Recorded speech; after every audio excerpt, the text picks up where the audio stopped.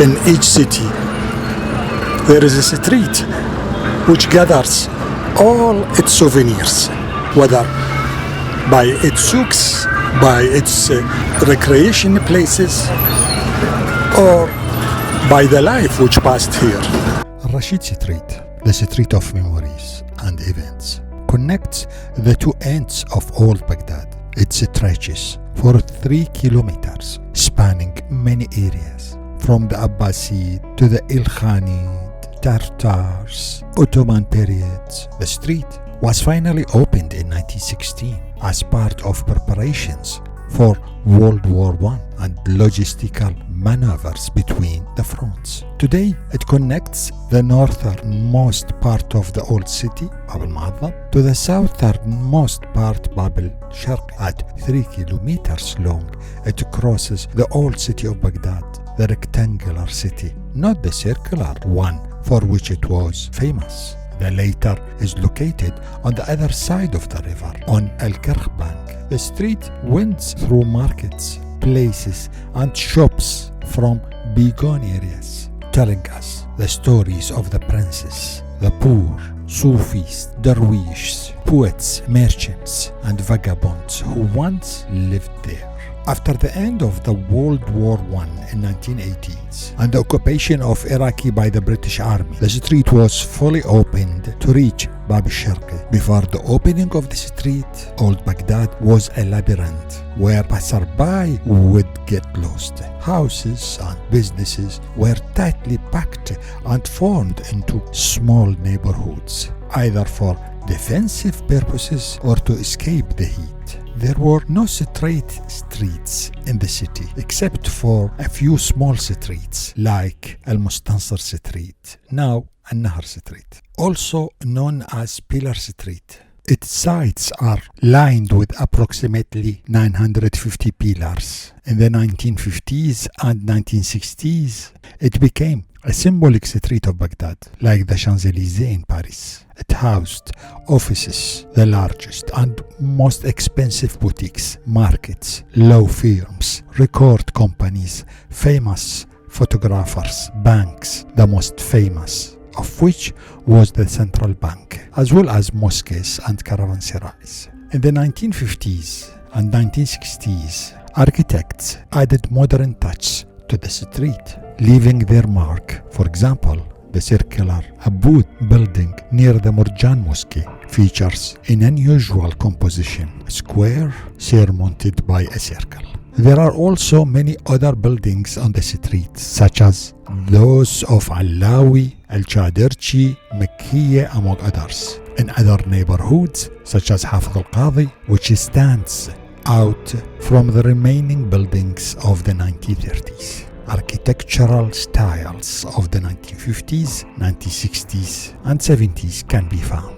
The street was full of theaters, the most important of which was Al Hilal Theater, where the star of Orient Kulthum sang in 1932, as did the Egyptian singer Nadira. The famous song, they say that Layla is sick in Iraq, so I would very much like to be the doctor who treats her. The singer Munir al-Mahdiya preceded Kulthum in Baghdad in 1990s, where she performed at the Central Cinema and later at Al Hilal Theater.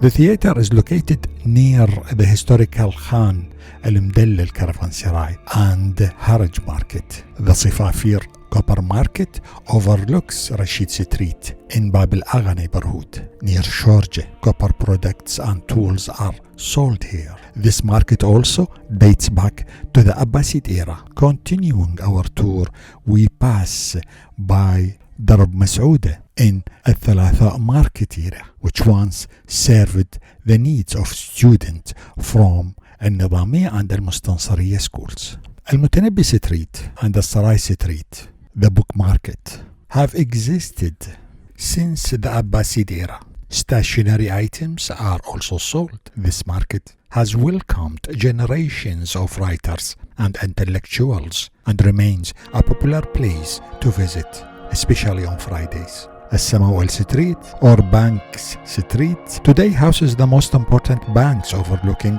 Al-Rasheed Street. Once a commercial, financial and business center, with the Khan Murjan Caravanserai serving as its main source of income. The neighborhood remained the country's financial center for decades and remains Iraq's financial center to this day. Among the most important, Al-Zahawi Cafe was frequented by the poets Al-Zahawi and Al-Rasafi before their feud erupted in the 1920s and 1930s. Al-Shahbandar Cafe, located at the beginning of Al-Mutanabbi Street, is another meeting place for writers, especially on Fridays, to browse new books or buy old ones. Hassan Ajmi Cafe was a meeting place for the most famous writers and poets, including Al-Jawahiri and Al-Sayyab and Hassan Murdan. Then came the next generation of poets. Hassan Ajmi Cafe was also the scene of literary battles and cultural conflicts between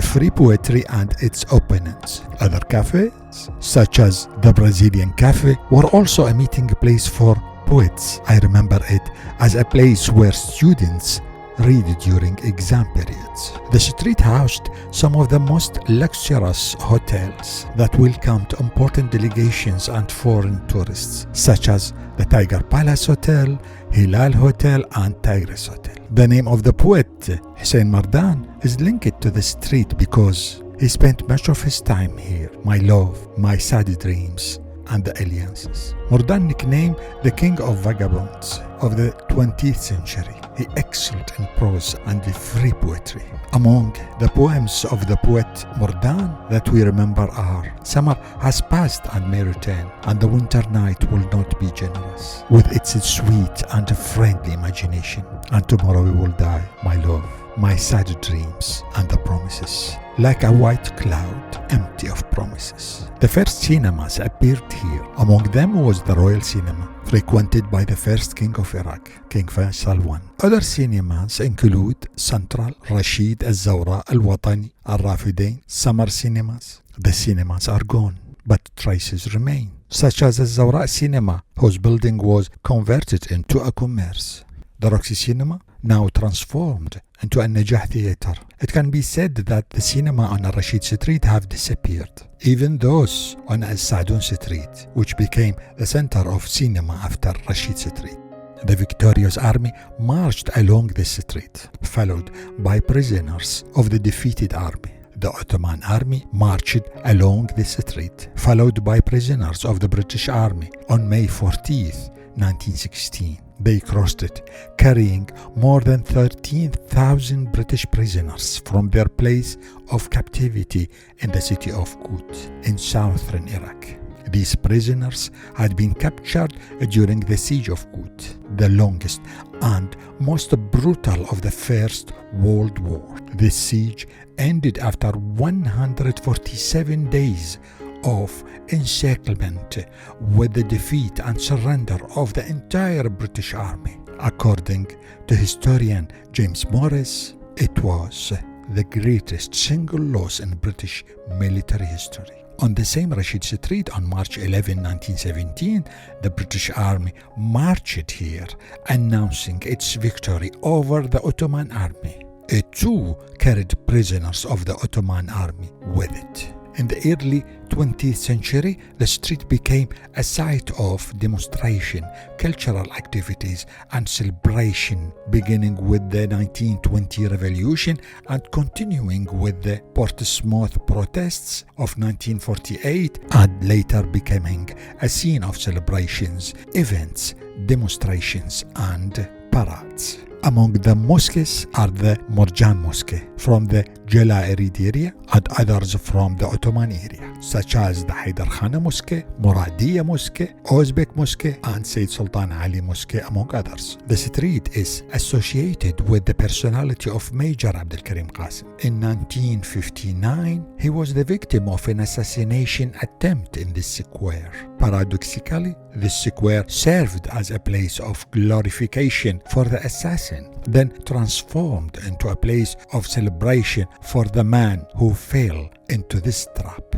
What was meant to be a place of glorification for the killer became a place of commemoration for the victim. However, Qasim did not live long afterward. He was arrested and transferred from his residence, also on Rasheed Street, to the radio and television building to be assassinated, this time live, marking the first assassination broadcast live in the world. Also on the street is Abdul Karim Qasim Museum, which today pays tribute to this figure with his personal memorabilia. This house was home to the German Commander Goltz, who led the Ottoman forces and won the Siege of Kut, considered one of the most important victories of the Ottoman army. Ironically, after the British Army's victory, British Commander Stanley Maud lived here and both died of cholera in this house. Since then, the house has been